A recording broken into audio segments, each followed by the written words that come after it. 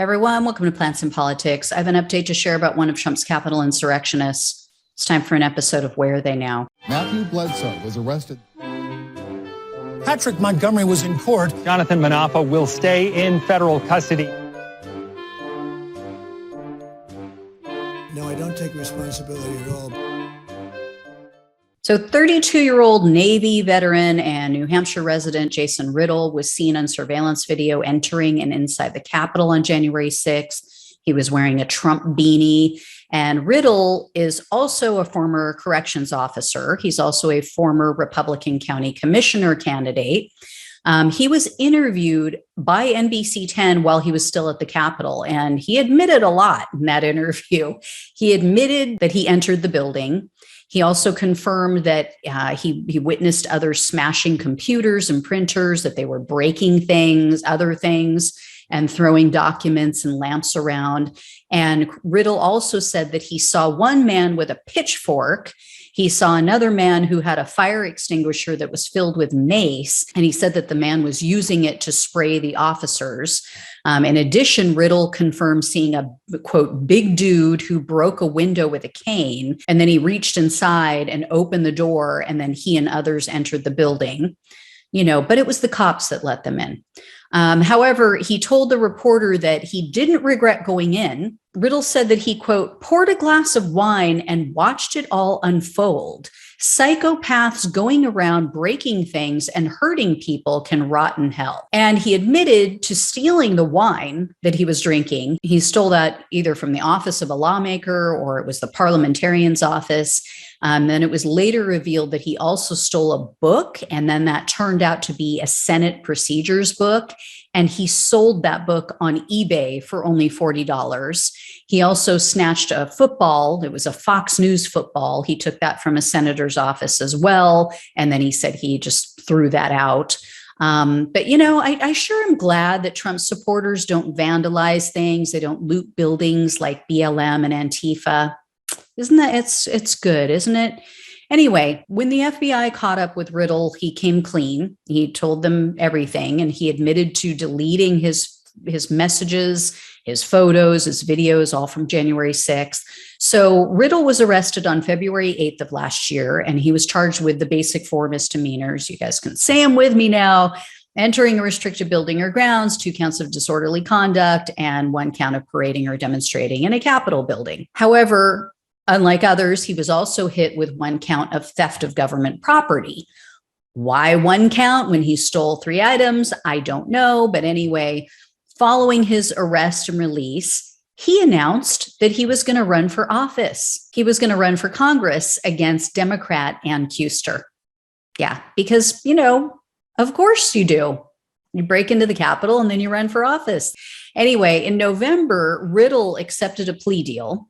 But on top of the typical parading plea agreement, he also pleaded guilty to the theft charge. So given the way the sentences and the fines are usually imposed, Riddle was looking at up to 1 year in prison, up to 1 year of probation, and up to $100,000 in fines. Riddle also has 1 previous criminal conviction that was from 2014. He was charged with being drunk in public. However, the prosecutors weren't factoring that into their sentencing request. Well, Riddle's attorney acknowledged that his client has past issues with alcohol, but he said that Riddle has been behaving himself ever since January 6th. And he said that he's remained employed since his arrest. I mean, good for you. So the attorney also cited Riddle's military service, and he said, it's a testament to his character. He also said that on January 6th, quote, Jason acted impulsively, but not violently. Well, in court, Riddle complained about lawmakers. He complained about the lawmakers and even late night hosts. He was whining about how everyone's calling, quote, everybody who participated in the riot were domestic terrorists.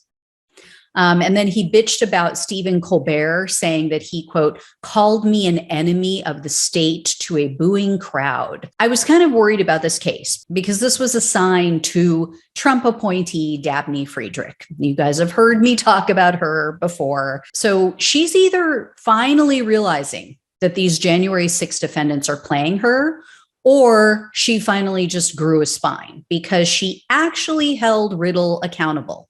She said, quote, "He was witnessing violence in front of him while he was chugging wine and celebrating. It is hard to fathom, given Mr. Riddle's foreign military service and time in the Navy Reserves, he would celebrate this attack." Judge Friedrich also questioned his comments in that interview, that news interview in which he announced his plans to run for office, because in that interview, he told the interviewer, quote, "I show up, I'm going to actually keep my promises and make some changes." So Friedrich said, quote, "I'm not sure what Mr. Riddle meant by that, but rest assured, these actions are not fitted to any American, let alone any person elected to office." So for once, Friedrich actually handed down a sentence that wasn't sad and pathetic. The judge sentenced Riddle to 90 days in jail, 3 years of probation, and 60 hours of community service, and she ordered him to pay $754 in restitution. So I'm really wondering what's going on here, because you guys may remember Friedrich is one of the judges who has said publicly that she can't issue a split sentence, that she can't impose both jail time and probation. So what's up with this? Did someone finally give her some smelling salts? I mean, did someone finally explain the law to her? Other judges, many other judges have said, no, yeah, we can give split sentences. And she kept saying, no, I just don't think that we can. So this ruling proves that she absolutely can issue a split sentence, and that all of her other sentences were ruled by her personal preference and bias. Because what changed her mind?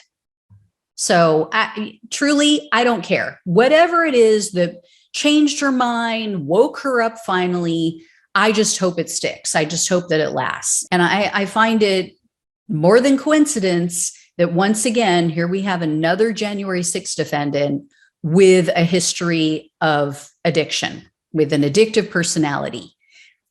Not a coincidence, not a coincidence at all. They've replaced one addiction with another. Instead of alcohol or drugs, it's QAnon or it's Trump or it's both.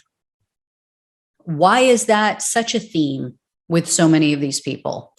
Anyway, I will let you guys know if I hear any more. Thanks so much for watching and listening. Take care, and I'll talk with you soon.